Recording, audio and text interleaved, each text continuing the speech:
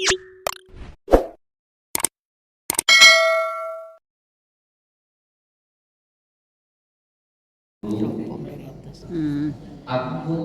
sholat jamaah tidak pernah tinggal. Sholat sunnah tidak pernah tinggal. Baca Al-Quran aku terjaga. Tapi aku kenapa tidak pernah merasakan ketenangan jiwa? Aku tidak pernah merasakan kebahagiaan. Aneh nih Pak.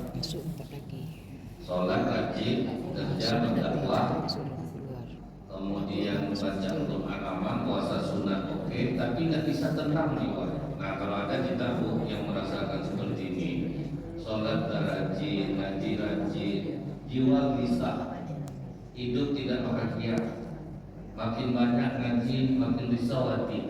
Mungkin sama Ustaz ini. Jadi belum tentu Bu kami Ustaz hati pergi ngaji kemana-mana ini berarti hati kami tenang, hati kami bahagia, hilang dari kerisauan. Maka pada setan was-was. penyebab engkau gelisah sekalipun kau banyak melakukan kebaikan, engkau telah menutupi dirimu sendiri. Terkejut murid yang dimaksud guru, apa yang menutup dirimu sendiri? Pulang kau ke rumah, tukar dua kau dengan dua yang buruk, kemudian gantung kacang di leher. Pergi kau ke pasar, kau kumpulkan anak kecil. Itu obatnya Pak. Kau kumpulkan anak kecil, suruh melepang kepala kau sekali, kasih kacang sebungkus. Sampai dihormati murid-murid kau. Kau suruh habis pengajian itu pukul kepala kau satu kali, kasih kacang. Jadi maksud gurunya ini bukan sebetulnya bukan menyuruh dia seperti itu. Gurunya hanya ingin mendengar apa respon dari dia disuruh seperti itu. Apa kata si Ustaz itu? Subhanallah, alhamdulillah, la ilaha illallah, Allah. Tidak mungkin aku melakukan hal seperti itu guru. Tidak penyakit kau. Kau sudah kena penyakit ujub bangga terhadap diri kau Sendiri. Sendiri merasa lebih berilmu, merasa dihargai. Dari mulai pakaian kau ini jubah kau ini mewah, karena jubah itulah kau merasa berlebih daripada yang lain. Maka aku suruh ganti jubah kau. Rupanya baju ini bisa menjadi dipakai raga akan mempengaruhi jiwa. Yang dipakai raga pengaruh jiwa. Itulah tenang ya. Jadi walaupun sholat terjaga, baca Al-Quran terjaga, rajin sedekah, jiwa risau. Kalau bahasa kedokterannya kena penyakit anxiety gitu Bu. Anxiety itu Pak, merasa takut tapi tidak tahu apa yang ditakutkan. Duduk sendiri rasa datangnya malaikat maut. Itu nanti hilang dia. Dari rumah pengen ke masjid, dari masjid pengen pulang ke rumah. Ada aja yang dicemaskan dia. Ngetok pintu orang ada kelas itu abang itu pada jantung ya. Nah itu berarti tidak kena kita tua. Karena kita rajin sholat ya. Sementara gelandangan itu tidur pinggir jalan bersempur ya Pak. Bukan lagi di pinggir di toko dia tidur tenang di bawah. Kita di rumah sendiri pun tidak tenang di bawah tidur. Takutnya kita sudah kena penyakit ujub, suka mengagumi diri sendiri, merasa paling berjasa untuk apapun dia dilakukan. Kalau bukan karena saya ya Bu, entah apalah kejadiannya itu. Itu bisa lihat sering dengar kalimat-kalimat seperti ini Bu. Dia tuh memang seperti itu. Kalau Ibu beda ya, dia nggak suka kayak gitu. Itu tuh berarti dia sudah mengagumi dirinya sendiri. Suka dia mengagumi kelebihan yang dia miliki. Nah ini penyakit yang cukup banyak digandrungi oleh orang-orang yang sudah rajin ibadah, termasuk kami para ustaz itu. Ujub hinakan Diri. Kalau diobat cepat payah Pak. Banyak-banyaklah kita beristighfar kepada Allah. Karena sering betul kita Pak ya terperangkap dalam masalah seperti ini sudah dikasih Allah kesolehan malah mengagumi diri Sendiri. ini berbuat maksiat, diasingkannya dirinya ke sebuah pulau saking tidak maunya berdosa. Dan pada saat itu dibolehkan, nah, karena kalau syariat Islam yang untuk ibadah tidak ada yang berbuat dosa, tidak ada tetangga dan banyak amal Ibadah. Kalau saya semua ibadah kita Habis nilainya. habis ya, awal hati-hati ke masjid tiap hari, hati makin tinggi aja. Sakit aku dibuatnya ya Allah, kadang udah ngantuk dipaksanya juga ibadah. Tak pernah aku istirahat selama di badan dia nih. Apa kata Allah? Dosa yang kau buat ke mata kau ya lebih besar daripada ibadah yang kau lakukan. Masa dia cerita, suami saya heran saya tengoknya baru kemarin dia cuma 5 juta, hari ini 3 juta lagi. Dengar ibu ngomong, mudah-mudahan terlempar agak 50.000 rupiah, ada apa? Anak sendiri kan itu termasuk ujub, Pak. Hati-hati memposting-posting kebahagiaan, hati-hati. Sakit hati orang nengoknya kena gitu. Itulah yang awalnya. Dapat dulu pelajaran tinggal ngikut. Dia merintis awal tinggal ngikut. Turun cita-cita nikah. Ada orang yang mau boleh, ini orang kotor. Iya. Nah, bulan dia ngikut ini. Akhirnya turun malaikat Jibril kepada Nabi Isa alaihissalam. Katakan kepada orang yang mengikuti di belakang bahwa tobat yang diterima Allah, dan katakan pula kepada sahabat di sampingmu bahwa seluruh amal kebaikannya sudah gugur karena kan orang yang ingin bertobat. Ini yang Boleh kan saya nunjuk orang gitu kan? Iya. Kita prosesnya umum. saya tahu. Kita di depan orang. Kemudian Pak, sakit stroke jantung yang jahat ini. Oh, tambah jadi contoh. Nah, kalau kalian tidak mau ngasih kalian sudah jatuh itu, rajinlah kalian ke masjid. Itulah ciri ahli neraka yang suka membawa kemaksiatan kepada orang. Pokok atur jadi contoh terus bukan yang jahat ini. Sebulan setelah itu atur yang soleh juga kena stroke Pak. Dan kalau atur soleh stroke Iya, juga. langsung mikir. Jadi tidak ada hubungannya Pak. Kalau kita jahat, kita hidup kita tuh harta kita dicuri orang. Kalau kita baik harta kita dicuri orang, tidak ada. Mau kita sesoleh apapun, kalau kita kehilangan kata Allah, kehilangan juga. Saya pernah. Kenapa sedang kita yang dicuri orang? Berarti ada hak orang yang tidak kita keluarkan. Ada hak. Makanya bersedekah Bapak Ibu supaya Allah menjaga harta kita. Sudah saya mengajari helm saya hilang, sendal saya hilang.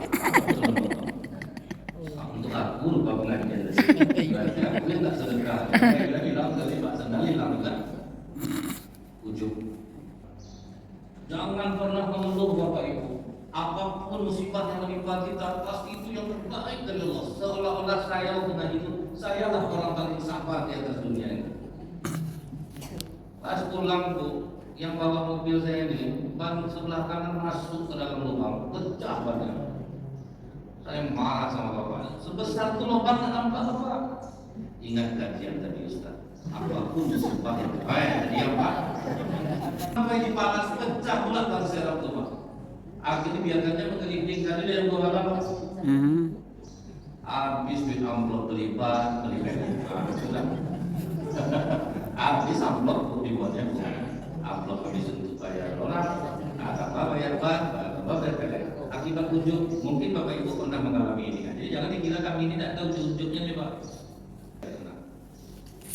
Astagfirullah. Jadi atuk yang jahat ini Bu, dijunjung ialah atuk yang soleh ini. Nah, sakit pula mengkuku. Nah, dia panggil aku, iya Pak. Sama kita yang muda sebelah kiri juga senangnya.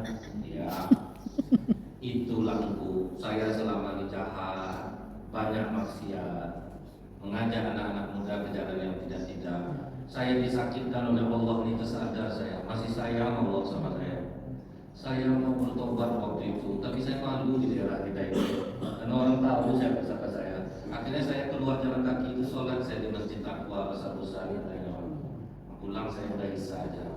Rupanya dia sudah bertobat, satu ini masih memaki-maki dia. Padahal dia sudah bertobat nih waktu dia kena struktur Iya. yang lalu. Aduh hati-hati Bapak Ibu. Apa yang pasti?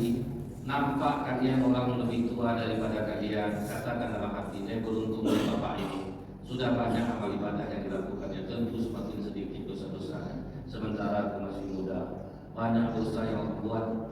Jadi kita terlalu rendah hati Pak. Tengok orang lebih muda daripada kita, dia beruntung anak sedikit berdosa. Sementara udah berkelimpang dosa. Terus seperti itu, bukan melihat kelebihan diri orang lain.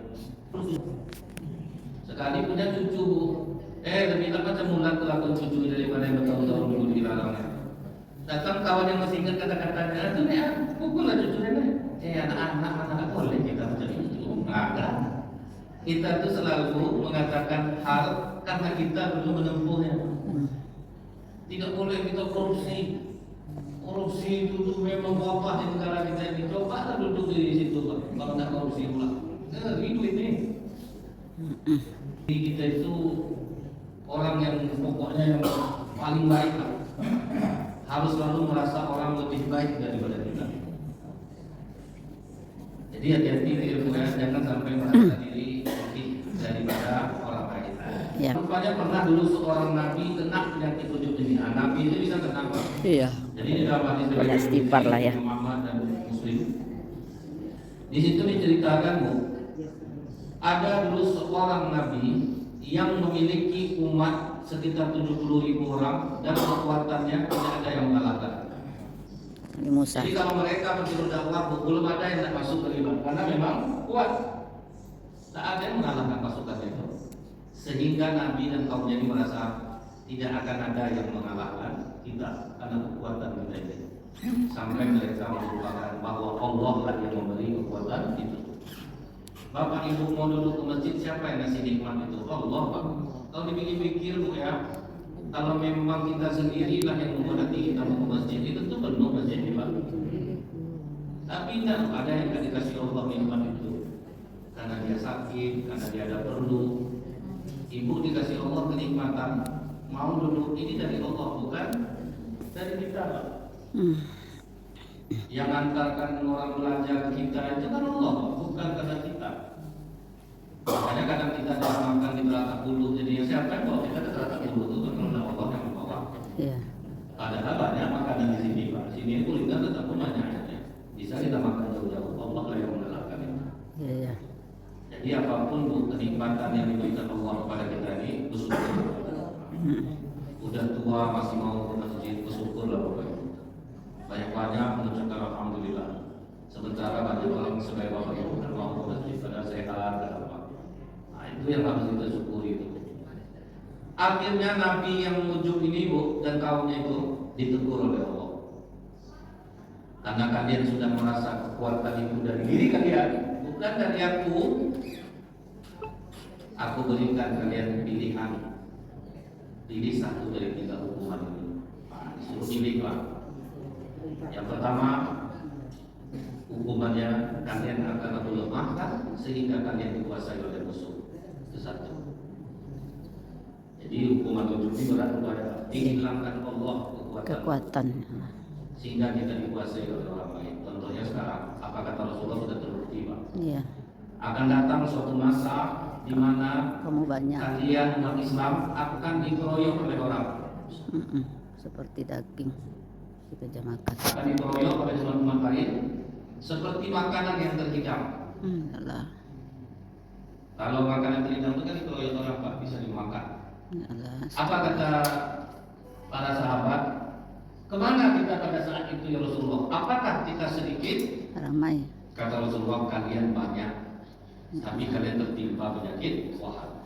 Apa wahan itu ya Rasulullah? Cinta dunia dan takut mati. Nah, datang yang orang bercerita, kalau kakak ini kakak akan 500 berubah. Kesehatan, kemudian mudah ngamuk, mudah berarti itu sudah kena hukuman dengan wujud. Kok melemah gimana gue? Adalah aku biasa rajin tahajud, rajin baca Quran. Kok melemah aku nih? Berarti aku kena Ujub. Aku berikan kalian kelaparan. Ya Allah. Susah rezeki ada ini Pak ya. Kalau udah susah rezeki kita, berarti kita yang kena Ujub. Sudah dulu Bukit Tinggi pun gitu. proses Tak ada orang belanja Bukit Tinggi. kita merasa lebih akan susah bagi kita. Itu turunan itu bukan dari langgar kita. Habis sama online Pak, habis sama TikTok. Iya. Ada yang dikata apa katanya nih Pak, kalau ukuran untuk berat BB sekian berapa ukurannya? Atau ada yang jadi pocongnya Bu? Ini kita gambaran yang punya BB 50 kg tinggi, inilah masa depan kalian katanya Bu ya. Jadi kalau lupa pocong ketawa Bu, ketawa lah pocong. Orang-orang yang berjualan di toko-toko sekarang udah menunjukkan barang murah-murah. Dulu Iya, Ustaz. aku pernah kunjung, makanya sulit rezeki aku. Ya. Kunjung kita merasa diri sudah Hebat. Kalau ada minta ampun sejadi-jadi oleh Allah.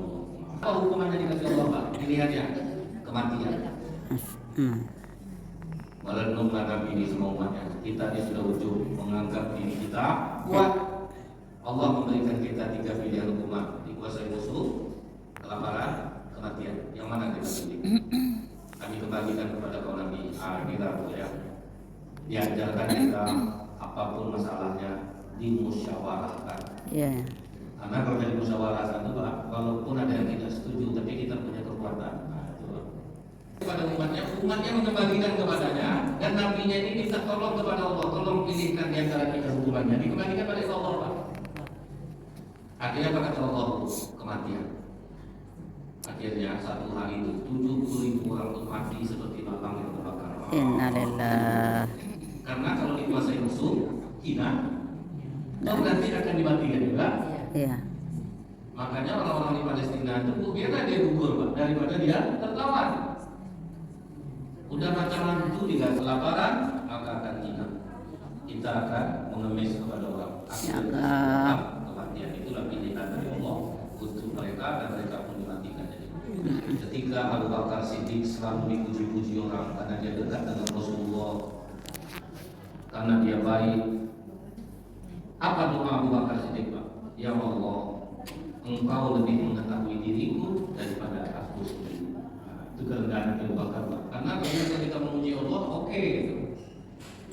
Baca ibu ini rasanya banyak baca Quran di dalam saat ini Bu ya. Iya kan ada story saya tuh, tengok aja Bu ya, sudah ngaji saya baca baru lah ibu tuh ngaji. Nah itu bahayanya.